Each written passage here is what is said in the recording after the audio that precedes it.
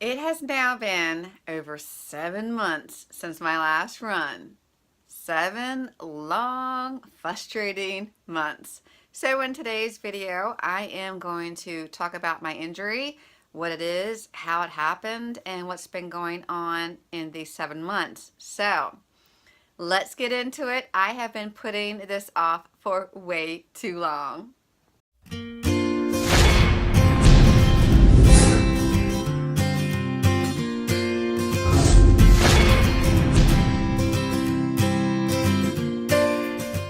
Hello everyone, Laura here with Joyful Miles, a channel that is all about inspiring others to enjoy life 1 mile at a time.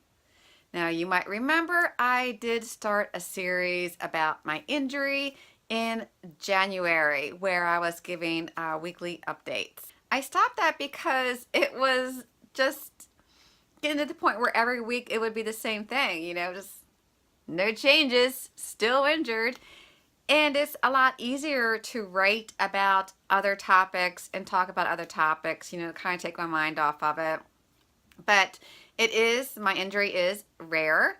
And after doing a lot of research online, I have not found a lot of blog posts or no videos on this topic. So I'm really doing a disservice to anyone else who is diagnosed with this by not talking about it. So we are going to get into it today. I am going to go back to the very beginning and give the full scoop, and maybe I will do a monthly series instead of weekly, just kind of giving updates on where I'm at from here. I have a partial plantar plate tear. The plantar plate is a strong ligament on the bottom of the feet that attaches your toes from your metatarsal joint to the long bones at the base of your toes, keeping your toes in place instead of splaying. AKA, it is a very tough, important ligament if you do not want hammer toes. It most often occurs in middle-aged women who overpronate. Hello, that would be me. And the symptoms include pain in the ball of your foot, the feeling of walking on the bones of your foot or like there's a pebble in your shoe. Your toe starts to shift upwards and cross over your big toe, swelling and redness on the foot above the second toe. So how did this happen? It occurred during the Disneyland half marathon in September. I had no distinct moment of trauma or sudden pain or anything. One thing that could have been the cause is me switching to a less stabilizing shoe too soon to the half marathon. I was wearing the ASIC Keanos and I switched to the ASIC G2 2000 series. They felt great. I have been overpronating less because I was correcting myself, but this was a huge mistake.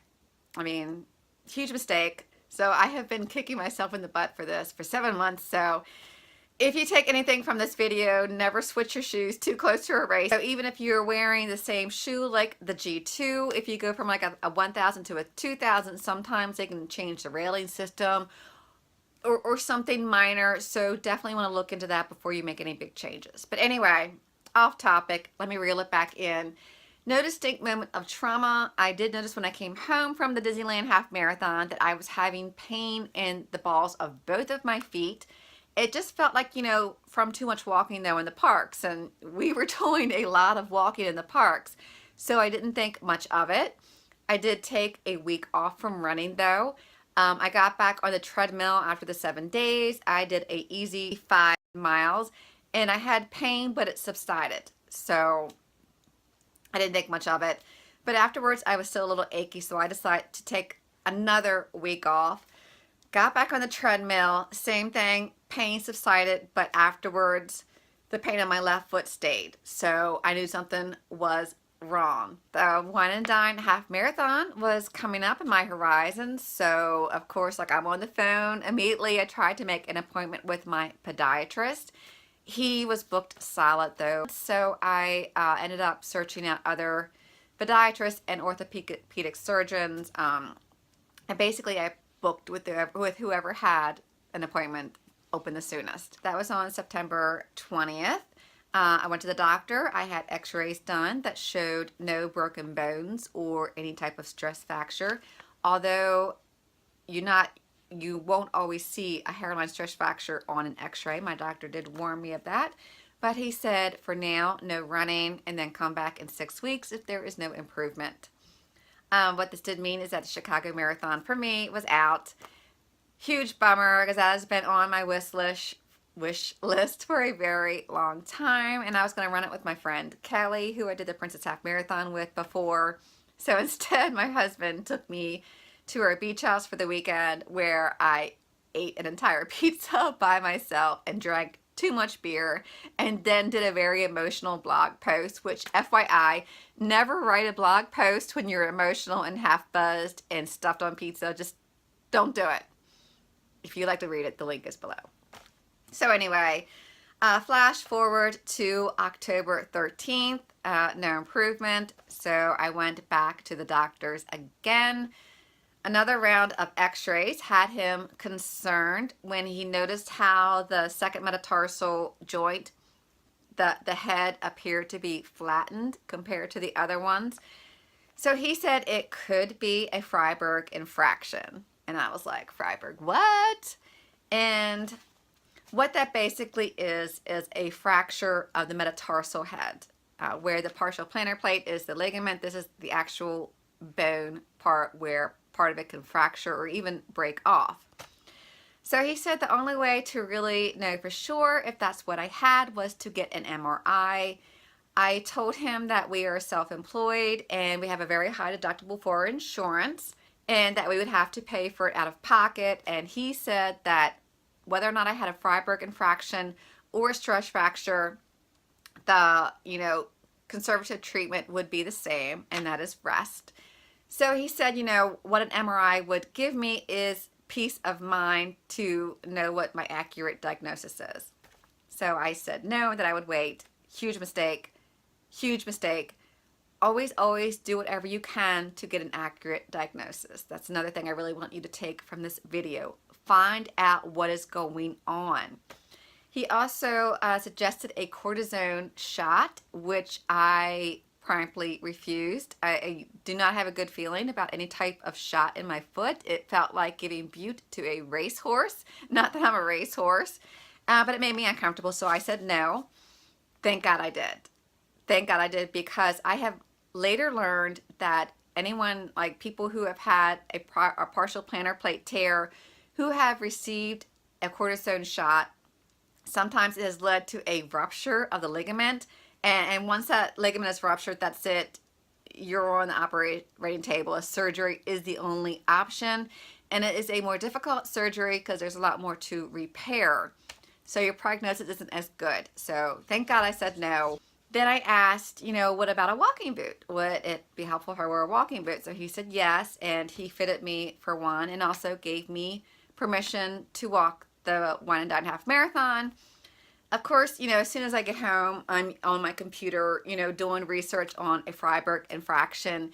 And once I saw that the symptoms, were the same as a partial plantar plate tear, you could have that same feeling of a pebble in your shoe, pain in your metatarsal joint. I was certain that's what I had, especially after what the x-ray show. So the prognosis was not good. Most people who had this needed surgery and was not able to resume a normal running program. So I did not take this well. That was part of my decision why I decided to walk the 1.5 marathon in a boot, because if my running career and Run Disney career was going to come to an end, I was going to go out big. So flash forward, I came home from Wine and Dine. It's the week of Thanksgiving, and I decided to get the MRI, and I made an appointment. I actually got one 6 o'clock in the morning, the day before Thanksgiving. 3 o'clock, the doctor's office called. It's the aide, and of course, I'm just like, and she told me that I had a partial plantar plate tear, and there was some inflammation. No infraction whatsoever. So, of course, back to the computer I get, and I'm looking up everything I can on partial plantar plate tears. And it was all over the place. It was all over the place. Some runners healed within months. Some was a whole year. Some people got surgery that was successful. Some people got surgery that wasn't successful. The biggest thing I took away from that research was that a partial plantar plate tear is a bugger of an injury that takes a very long time to heal from. So, but part of me was kind of relieved that it wasn't a Freiberg infraction. So I went back to the doctor's the day after Thanksgiving, and he looked at the MRI, reviewed the x-rays again, and he didn't really give me any instructions other than he was going to give me a prescription for custom orthotics if I wanted to get them filled. I was still wearing the boot at this point. But before I left, he forgot to give it to me, and I forgot to ask for it. So during this time, I still wore the boot for a while, and then I switched to wearing just a carbon graphite insert that has like a spring plate action on the front. I talked about this in one of my previous videos, and a metatarsal pad. I wanted to get the custom orthotics though, so I called the doctor's office, and I'm not going to go into it, but I went through this long back and forth. It took weeks. But long story short, I had a very uneasy feeling about my first doctor. So I decided to get a second opinion, and I saw a different one on January 20th. Now, he reviewed my MRI, he examined my foot in ways that the first doctor did not, and then he recommended that I tape my second toe down to relieve the pressure on my metatarsal joint and to allow that ligament to heal. He also recommended that I get a shoe that has a meta rocker system, such as the Hoka 1-1. I talked about this in previous videos. It has like an early stage meta rocker system that takes the pressure off my metatarsal joint, and to continue wearing the metatarsal pad as well as the carbon graphite insert. I asked him about custom orthotics, and he said, well, let's just wait for another 6 weeks and see how the taping goes, but if you would like the custom orthotic prescription now, I can give it to you. And I should have said yes. I didn't say yes. I don't know why. But I left, and he did give me permission to walk the Princess Half Marathon, as you might have remembered from a previous video. So I was relieved. I felt hopeful after seeing him. It was like the first time that I thought, well, okay, I'm definitely going to run again. But I was pissed. I was pissed at my first doctor because after I did more research, I'm seeing how taping is like normally the first thing you do for conservative treatment for a partial plantar plate tear, and so was the meta rockers, and he never mentioned that. And I was pissed at myself mostly for not doing a better job researching and being more assertive and taking charge of my own recovery. I'm not cracking on doctors, but you do have to be your own advocate at times, and I was not my own advocate. Flash forward then to March 16th. I saw my doctor again, got another round of x-rays. So basically he told me there was nothing more that we could do. So he did recommend that I go ahead and get the custom orthotics now, and he referred me to an office that is about 45 minutes away from where I live, and it's like a high traffic area. He told me that the place that was going to make my custom orthotics would call me to make an appointment. A week went by and no phone call. So, I've already learned my lesson about not being assertive. I called the doctor's office that next Monday, and I said, you know what, I just want my prescription, and I'm going to take it to a local place in town that is very reputable, and, a lot of good things were said about them on reviews. Didn't get a reply, so I kept calling back, and finally I got my prescription. I was able to make an appointment. So I went and I got fitted for my custom orthotics, and they came in 2 weeks later. Here they are, and I hate them. I hate these. I hate them. They hurt my feet. I knew there was going to be a break-in period, because you can't just plop these in and go. Because they are correcting your stride, you need to get used to them so you don't cause any additional pain in your knees or your joints or anywhere. And these correct my overpronation, and also I apparently roll my heel, which is a condition called valgus. I hope that's how you say it. It's VALJUS. So yeah, I wore them for an hour on Thursday. I was so uncomfortable because the one needs to be trimmed. I wore it though again on Friday, and same thing, just so uncomfortable. It was causing knee pain. I had to take them off. I couldn't do it. So I'm going back to see him on Monday to have a conversation with these because they are causing me a lot of pain. So that's basically where I'm at now. I'm still injured. I still don't know when or if I'll be able to run. I have good days. I have bad days. Today's a bad day. Especially when you go online, you see all these pictures of other runners with their medals, and you're just like, oh. And even, even with us joyful milers, they're talking about the Buffalo Marathon that Rob and Jackie are doing, and I'm just like, oh gosh, I know I'm sounding very bratty right now, and I apologize for that. So anyway, that is where I am at. So I'm going to wrap up this video. I know, because you want to play. I'm going to wrap up this video, play with my dog, and relax. Until then, thank you for watching. If you have any questions, or if you have dealt or are dealing with this injury, please leave some comments below. I would love to know what you're doing or how it's going for you so we can compare notes. So yeah, I kind of don't know how else to end this, but I will do a better job keeping you updated.